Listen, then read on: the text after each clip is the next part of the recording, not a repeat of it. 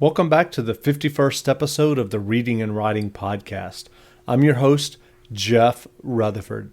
Stay tuned for my interview with Eliot Pattison, author of The Bone Rattler, Ashes of the Earth, The Skull Mantra, and many other mysteries.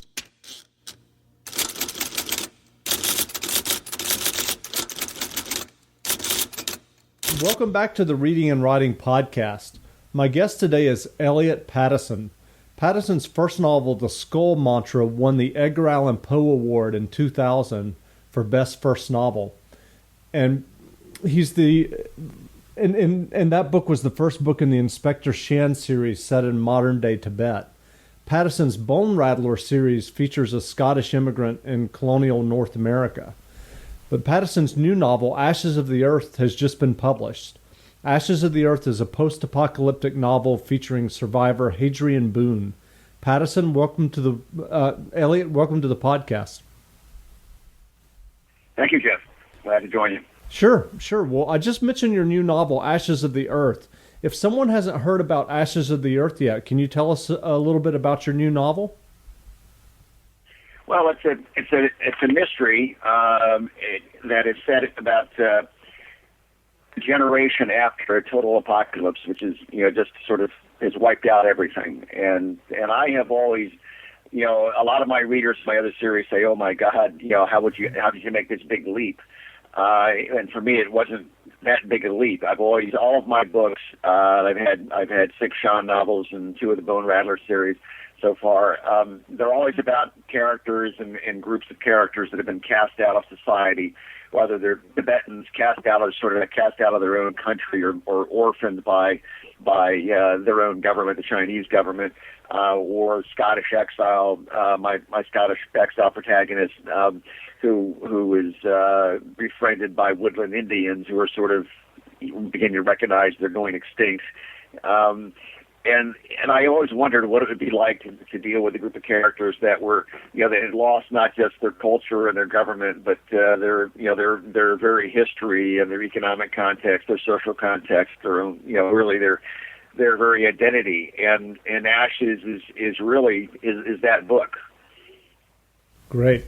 I'm curious, have you ever given much thought as to why there's such an enduring appeal to reading about post-apocalyptic scenarios and settings? I think about it. I can't. I think people have various theories probably about why that is, but I find that I really struck a nerve. There are certain people that just will not read a book about apocalypse because it gets so dark and they don't want to go there. But an awful lot of people, I find, when they realize what I've done, really want to talk about it and sort of have their own theories about the apocalypse and have a very well focused view of what the next world might look like, and which tells me that people may not want to talk about it much, but they are thinking about it a lot. Sure. Well, from your research for Ashes of the Earth, in your opinion, what do you think is the most likely cause of a global disaster or apocalypse? The one thing I don't want to sort of proselytize politically in my books, and I leave it to the readers to sort of make their own conclusions about what happened. But very broadly, if you sort of look at things objectively today, the doomsday clock, which is maintained by a group of scientists at the University of Chicago, is like I think if it's 6 minutes old, there is and then, of course that's based on the spread of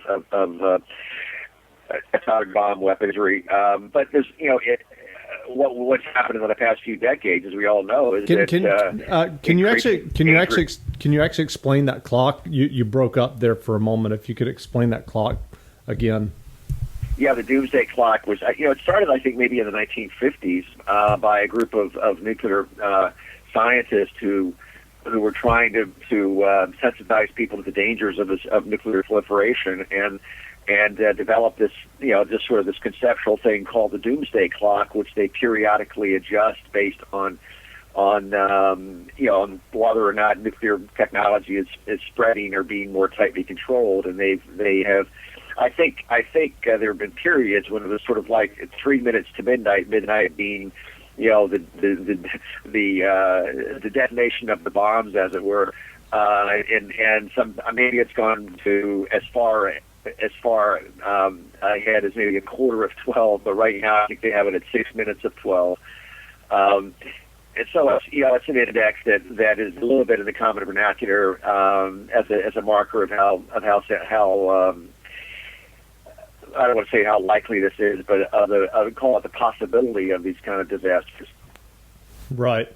And I'm sure you probably researched for the novel the idea of peak oil and things like that. Yeah, and I've done. There's references made to in the book to microbiology weapons as well as nuclear weapons, and with all the technology that's spreading, into the hands of people that are not particularly accountable and have a very vengeful agenda. You can take your own view as to how likely things are. But as I say in the author's note, I always have an author's note at the end of my books. The moment that the weapons began to spread, apocalyptic scenarios became a possibility. Right. Well, now that Ashes of the Earth has been published, do you plan on writing more novels featuring Hadrian Boone? I think it's likely. I've had a good reception for this book. I've got commitments for 2 other novels in one each in the other series, but I may well go back to this after those. Gotcha. As I mentioned earlier, your Inspector Shan novels are set in modern-day Tibet. What has been the reaction in China to that series? Do you hear from Chinese readers? Well, it's very interesting. I hear from people who come out of China, and Westerners visiting who sometimes take they'll send me notes saying I was traveling to China or Tibet and took your book, and then I left it with somebody there to read, and my books are seen sort of in the black market or in flea markets that are out of the way. They're not published in China because they're so heavily critical of the Chinese government. And my website, I'm told my website is usually not available in China. There's censorship in China of websites that have any kind of political content that's against China is heavily censored. And if you do a Google search in China of the Dalai Lama, you'll get 0 hits because of that censorship. And a website that talks about Tibetan independence like mine does, likewise will get blocked out by the Chinese. And have you done? So there is a reaction. Yeah, exactly. So have you done a lot of travel in China for research for those novels? I did a lot. I did many trips in the 80s and 1980s and 1990s, and then. Sort of after that, not so much, but building upon my experiences there. So I did travel extensively. And I'm curious, when you were traveling, were you at that point working as a lawyer, which I know your background is in the law? Yeah, that was primarily the vehicle by which I was doing the travel into China and Asia generally.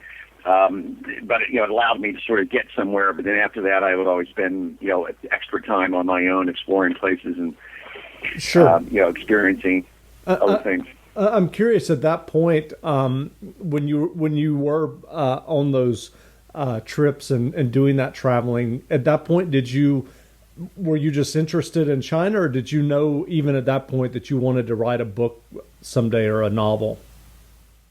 Well, it sort of came, in the course of my travels. I've been writing for a long time, but ever since I left college, I was writing something, book reviews, nonfiction, technical books, and by the mid '90s, I was beginning to think maybe I would just try my hand. I was getting tired of the nonfiction. It wasn't as satisfying as it was when I started doing it, and I was thinking of doing a novel, but I also I was developing a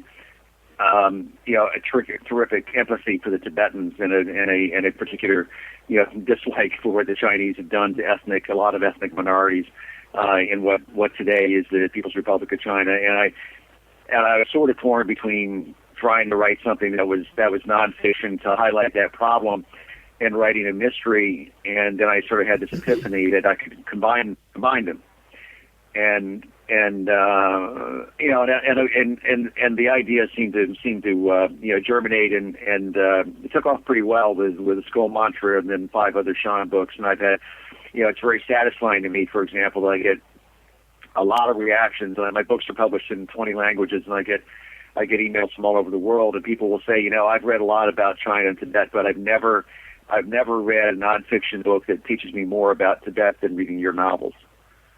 Which I take a lot of pride in, because I am very careful about making sure they're based in fact and authentic, and of course you can do things with fiction that you really can't do with nonfiction in terms of getting messages across.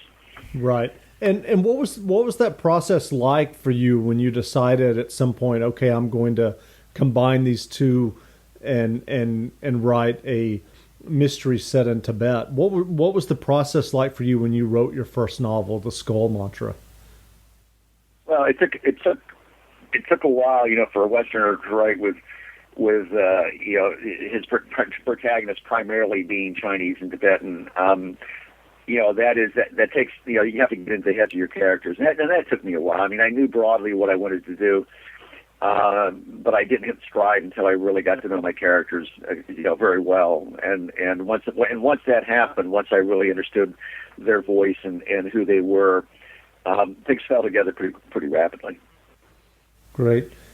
And so it was an interesting process, and I've been studying Asia, Chinese culture and history, and Tibetan Buddhism for many years before that. Just interested.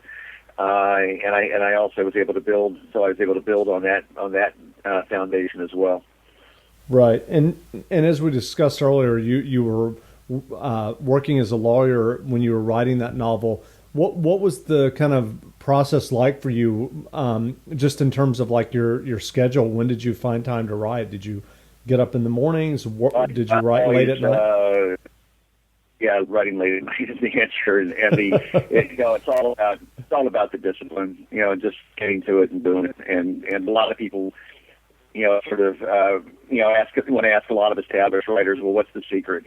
My experience would say it's getting in there and doing it, just having the discipline. You can have the most wonderful ideas and the most wonderful prose, but if you don't keep at it, you're not going to be able to produce anything.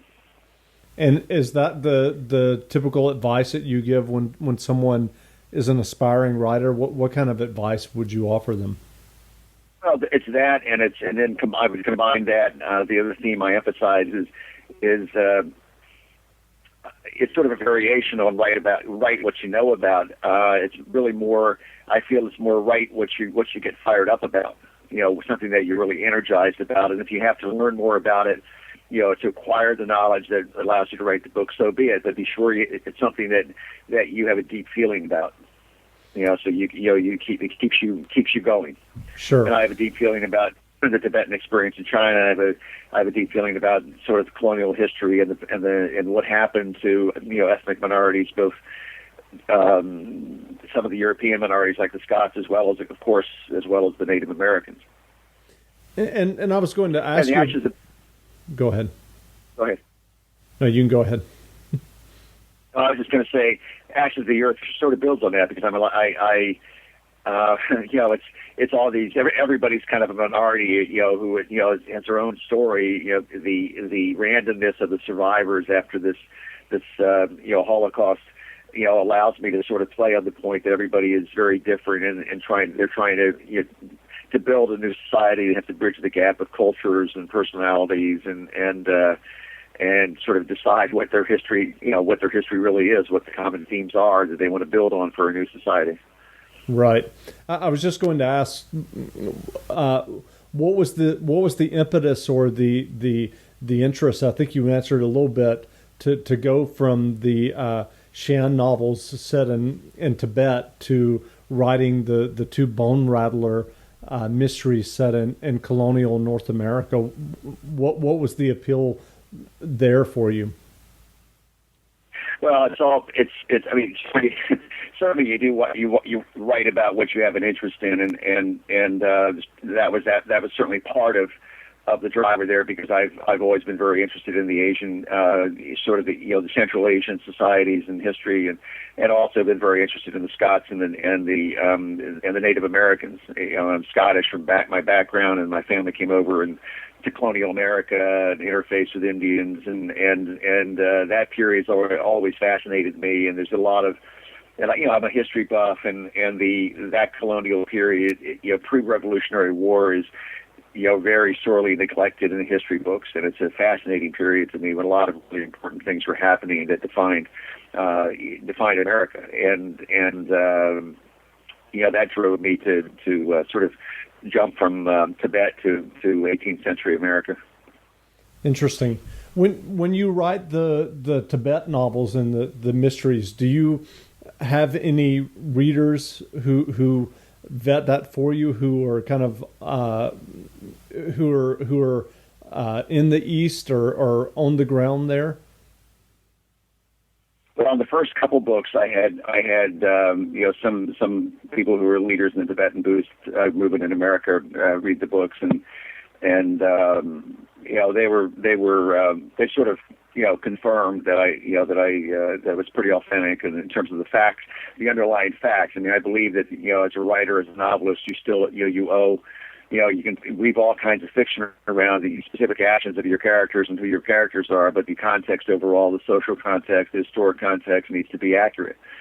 And so, I'm spent a lot of time doing research, making sure it is accurate. And so I have, in those early books I did that, but then later on I felt I sort of found my pace, and I felt I was confident enough in my knowledge of things that I just continued. Great. I've had on my Bone Rattler series, which has a lot of Iroquois characters and Iroquois and related Native American cultures, I've had modern day contemporary Iroquois read it and do sort of the same thing, and just confirming that my sense of the history and the facts of the period were pretty much right on, which was encouraging. That's great.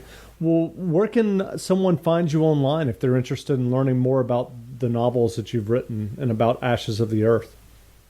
I have a website, EliotPattison.com, and it's Pattison, EliotPattison.com, and you can click there to contact me. That's probably the easiest way. I have a Facebook page as well, but I can get an email directly over the website, and then the website also is the vehicle for learning about all these books. There's you can click on any of the books, and there's materials about each of the books, and some of them have readers' guides and various reviews and other materials. Well, great. Again, we've been speaking with Eliot Pattison, author of the new novel Ashes of the Earth. Eliot, thanks for taking the time to do this interview. Jeff, thank you very much.